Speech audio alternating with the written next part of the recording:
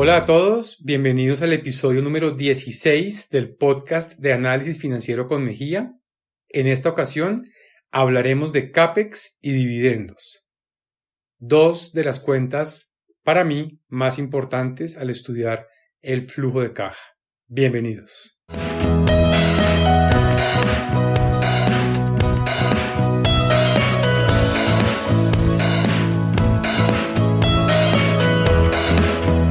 Al ser el CAPEX y los dividendos dos cuentas tan importantes para la empresa y que en el flujo de caja tienen un impacto determinante en lo positivo de los resultados, vale la pena hablar de ellos. Primero entonces hablemos del CAPEX. El CAPEX, como lo hemos hablado en otras ocasiones, es toda aquella adquisición o compra de bienes que se requieren para llevar a cabo la labor de la empresa. En empresas industriales, por ejemplo, la maquinaria que está asociada a la producción o a la administración, no importa, lo que importa acá es que son gastos que se hacen, o bueno, inversiones también. Eso depende del manejo contable y de cómo lo vean, porque algunas empresas lo ven dependiendo del tipo de activo, inclusive como un gasto. Por ejemplo, yo conozco empresas que el CAPEX de computadores es un gasto, o sea, no es un CAPEX, va directo al gasto, y que solamente activan algunos de los activos que están relacionados directamente con la producción. Entonces, esto es importante precisarlo porque no siempre, no porque se haga una compra de un bien fijo, es un CAPEX. Algunas compañías lo tratan inclusive como un OPEX, o sea, un Operational Expense. Bien, entonces, entrando en materia, hablemos de los tipos de CAPEX. Se me ocurren tres, seguramente hay más. El primero de ellos es para ingresar en un proyecto nuevo. Por ejemplo, una compañía que fabrica alimentos procesados no tiene una línea de pastas o de helados y quiere lanzarse a ese mercado, entonces pues monta la línea de producción de ese producto y ese es un nuevo proyecto. Segundo, ampliar un proyecto actual. Misma compañía tiene una línea de producción de, por decir algo, galletas o chocolates y quiere ampliar, quiere renovar. Después de muchos años la maquinaria ha cambiado mucho, la tecnología más reciente tiene menos desperdicios, qué sé yo. Entonces puede ser otra interesante fuente de inversión. Y tercero, renovar un proyecto. Entonces, de pronto con el anterior ahí incluirlo, renovar el proyecto. Entonces es una empresa que quiere tomar unos activos nuevos para mejorar su productividad. Caso distinto al anterior, que era ampliar un proyecto porque de pronto la capacidad instalada se le quedó ya pequeña, entonces decide ampliar. Ahí quizás hubo una confusión de mi parte. Entonces, importante preguntarnos cuál será el impacto en la capacidad instalada de ese CAPEX. Porque si es, por ejemplo, para producción, pues debería haber un efecto en la capacidad instalada. Si es para la administración, uno diría, bueno, pero ¿cómo va a afectar la capacidad instalada? De pronto no la productividad en términos industriales, pero sí en términos administrativos. Yo recuerdo hace mucho tiempo que estaba viendo una serie de televisión que se llama Mad Men. Estamos hablando de la década de los 60, 70, Estados Unidos, Nueva York, compañías de publicidad y hacen una inversión grande en un computador para entender cómo funcionan los consumidores. Entonces uno dice, bueno, pero ¿cómo una compañía que no es industrial puede mejorar sus capacidades instaladas con un computador? Así, siendo más productivos. Entonces, revisar cuál será el impacto de esa adquisición de propiedad, planta y equipo para la compañía en términos de la capacidad instalada.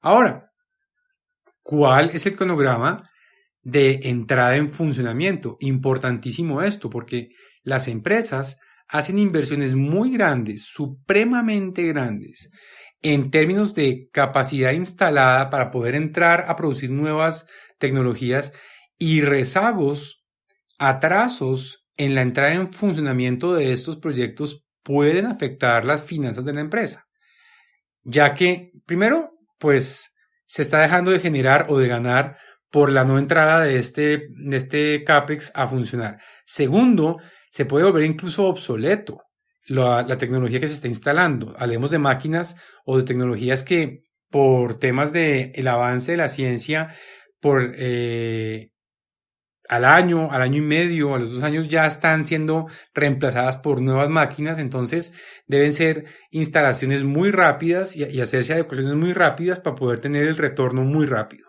Ese cronograma de entrada en funcionamiento es muy importante también porque nos ayuda a entender cuándo voy a obtener los ingresos de esas inversiones.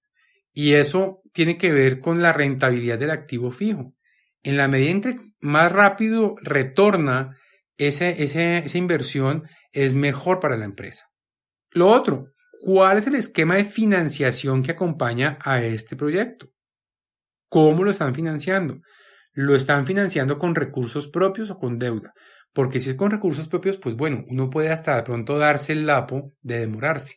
Pero si es con deuda, está corriendo el taxímetro de los intereses y la compañía no está entrando a operar esos bienes. Bien, ahora, ¿qué licencia requiere? Porque algunas de estas adecuaciones requieren licencia.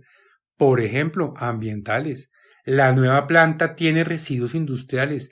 ¿Tenemos la licencia? ¿Cuánto vale la licencia? Inclusive, algunas inversiones puede ser que requieran de licencia para siquiera operar. Bien, entonces el espectro electromagnético en compañías de telecomunicaciones, ¿tenemos la licencia para ofrecer el servicio? Usted va a poner una antena acá, ¿tiene permiso de la alcaldía? ¿Tiene permiso del Ministerio de Telecomunicaciones o de la comisión que corresponda para esto? Es supremamente importante tener en cuenta que las inversiones que se hacen deben tener unas licencias para poder operar. Igual, digamos, el ejemplo que di anteriormente, la compañía de alimentos. Ustedes son una compañía de alimentos y quiere sacar una nueva línea de productos. ¿Tiene licencia de la autoridad competente para sacar esa línea de productos? ¿Cuánto se demora esa licencia? Eso es supremamente importante tener en cuenta. Bien, ya por último, hay que tener en cuenta también, seguramente se me escapan otras cosas, pero algo que he pensado son los riesgos que conlleva el hacer esas inversiones. Hay unos riesgos, como por ejemplo lo que yo decía de la antena de telecomunicaciones o de pronto un hospital, por ejemplo, un hospital que hace una inversión gigantesca en ampliar capacidad instalada en camas, en unidades de cuidados intensivos, neonatales, cancerología, nefrología, qué sé yo.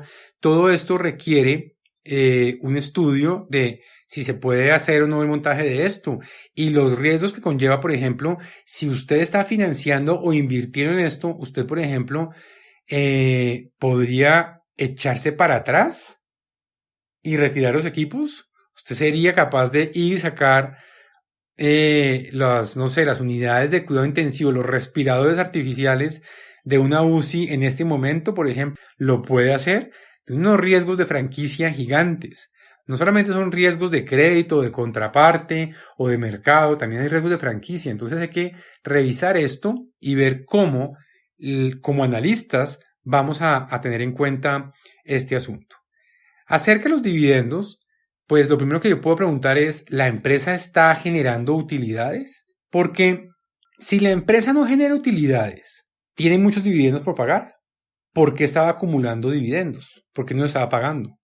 ¿De pronto no tenía la liquidez para hacerlo?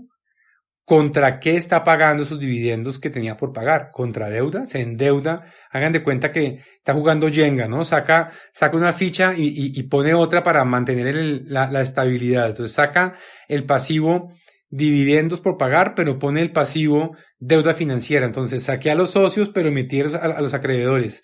Entonces, ¿cómo lo manejo ahí? De pronto tengo mucho patrimonio por distribuir. Hay compañías que están con una cantidad de patrimonio gigante que no pueden distribuir porque no les da la política de dividendos. Entonces, de pronto se queda atrapado ese patrimonio. Ahora, ¿cuál es la política de dividendos?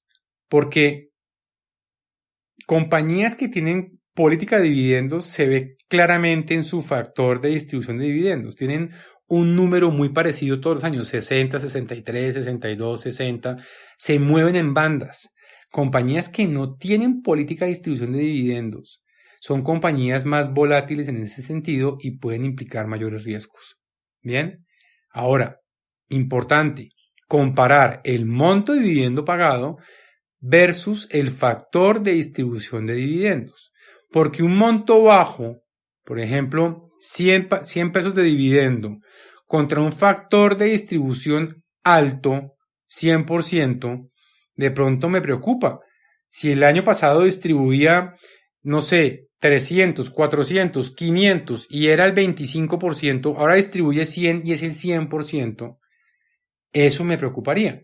Caso contrario, montos altos versus factores de distribución de dividendos bajos. Entonces, 500, lo que decía antes, 500 y es el 25% versus un 100 que era el 100, ok, estoy tranquilo, reparte 500 y es el 25%, me quiere decir esto que la compañía se ganó el año pasado 2.000, eso me tranquiliza. Mientras que la compañía que reparte 100 y eso es el 100%, pues quiere decir que el año pasado ganó 100. Entonces no ganó mucho y distribuyó mucho de lo que corresponde a lo que ganó.